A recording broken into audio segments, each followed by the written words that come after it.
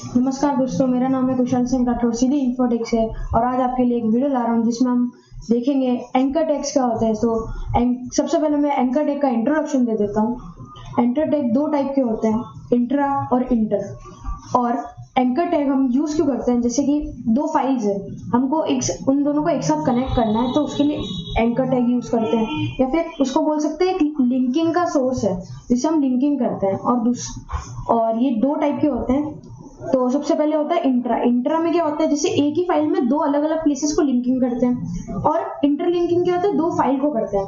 तो आज हम वो दोनों सीखने जा रहे हैं। तो सबसे पहले मैंने ये सब फाइल्स बना ली, आप भी बना लो बोली। तो सबसे पहले हम एक काम करते हैं, इसको डिलीट कर देता हूँ। हाँ, तो सबसे पहले हम इंटरलिंकिंग पे ये सब फाइल्स बना दिए। इंटरलिंकिंग पे आएंगे, इसको मैं हटा देता हूँ, शिफ्ट करके एक्सक्लेमेशन मार्क लगाएंगे, एंटर मारेंगे तो बॉयलर पे डाल देंगे इस कोड की। टाइटल दे दूंगा मैं इंट्रा लिंकिंग।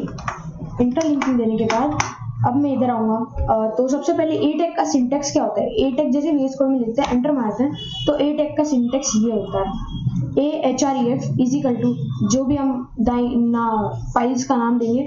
और ये बीच में हम जैसे इधर लिख देता हूँ मैं, प्लीज लाइक आवर वीडियो। मैंने लिख दिया, सॉरी वीडियो।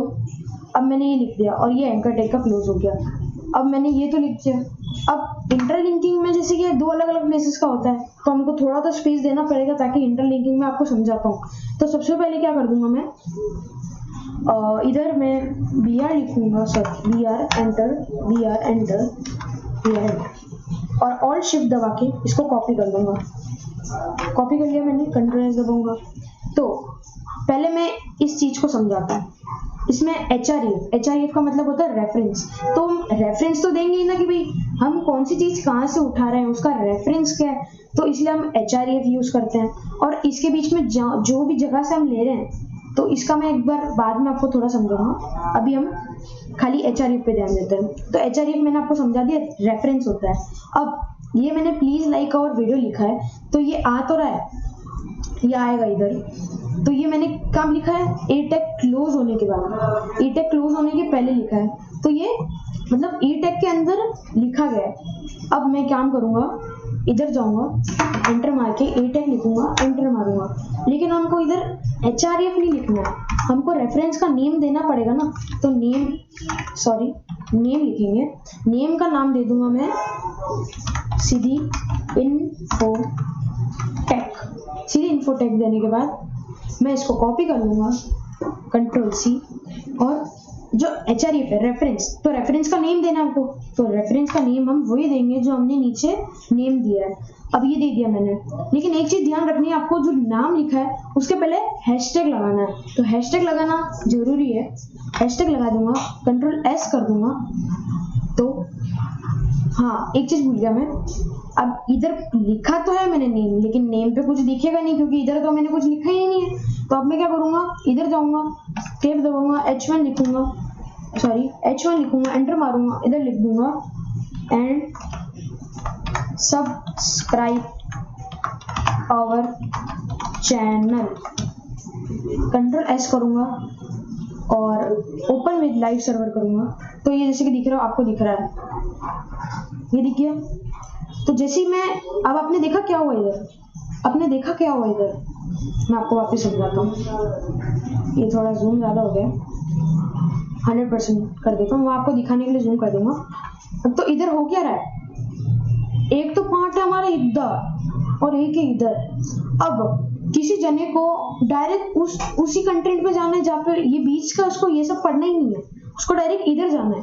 जो एंड सब्सक्राइब आवर चैनल है, इसको डायरेक्ट इधर ही जाना है। तो वो इतना तो स्क्रॉल करेगा नहीं, यूं है ना।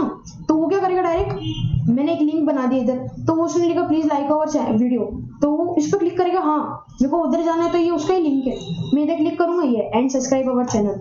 तो ये था इंटरलिंकिंग। अब इंटरलिंकिंग क्या होता है मैं वो समझाता हूँ। इसको मैं क्लोज कर देता हूँ, इंटरलिंकिंग पे आता हूँ। इंटरलिंकिंग पे सबसे पहले एक्सक्लेमेशन मार्क दबा के आता हूँ, इसका नाम चेंज कर देता हूँ, इंटरलिंकिंग बाद इधर आता हूँ। तो सबसे पहले इंटरलिंकिंग क्या होता है, मैंने आपको बताया कि दो फाइल्स को लिंक करते हैं, तो उसके लिए इंटरलिंकिंग होता है। तो सबसे पहले मैंने बॉयलर प्लेट लगा दी। बॉयलर प्लेट लिखने के बाद हम बॉडी पे आएंगे। बॉडी पे हम एक ए टैग लगाएंगे। ए टैग पे एंटर मारेंगे। HREF में अभी कुछ नहीं डाल रहा हूँ, मैं इधर लिख दूंगा चैप्टर 1। चैप्टर 1 डालने के बाद, तो चैप्टर 1 इसलिए लिखा है, जैसे कि आप इसमें देख रहे थे कि मैंने लिंक जो इंट्रालिंक ये जो था इंट्रालिंकिंग, उसमें मैंने प्लीज लाइक और वीडियो ए टैग क्लोज होने के पहले लगाया था, तो वो इधर ये दिख रहा है। तो वही की वही चीज हमने इधर भी की है, चैप्टर 1 लिख दिया। चैप्टर 1 लिखने के बाद हम एक फाइल बनाएंगे। मैंने जो फाइल बना के रखी है chapter1.html, वही नाम chapter1.html हम HREF के अंदर लिखेंगे। चैप्टर ये 1 इसका सजेशन आ गया, मैंने एंटर मार दिया। अब आप एक दिन याद रखना, इंट्रालिंकिंग में आप हैशटैग लगा रहे थे जिसमें हमको नेम देना पड़ रहा था।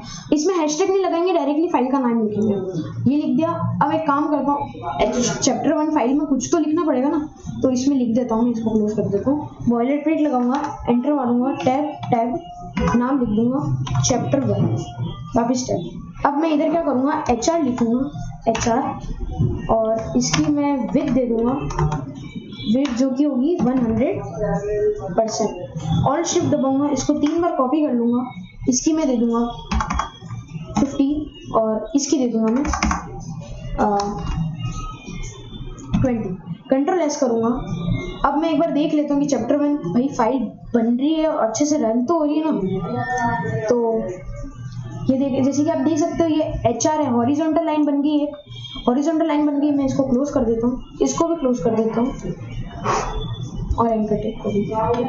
तो अब मैं एक काम करूंगा, इंटरलिंकिंग भी कर दिया मैंने भाई, नाम सेम लिख दिया chapter1.html, रेफरेंस भी दे दिया chapter1.html।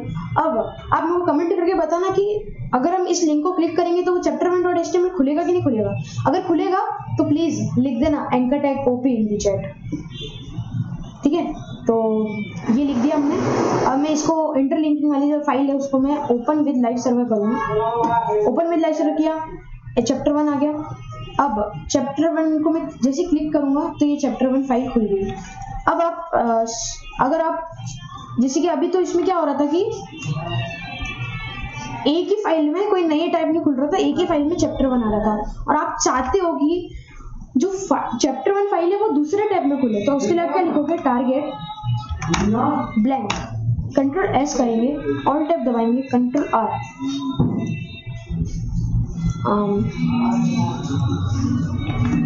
इसको करेंगे ओपन विद लाइव सर्वर। जैसे ओपन विद लाइव सर्वर किया, चैप्टर 1 क्लिक करूंगा तो ये दूसरे फाइल में खुला, ये दोनों अलग अलग फाइल बन गई, ठीक है। तो टारगेट ब्लैंक लिखने से ये होता है। तो आई होप आपको ये वीडियो बहुत अच्छी लगी होगी, और अच्छी लगी हो तो लाइक और सब्सक्राइब जरूर करना, क्योंकि सीधी इन्फोटेक में आया तो लाइक तो करना ही पड़ेगा ना।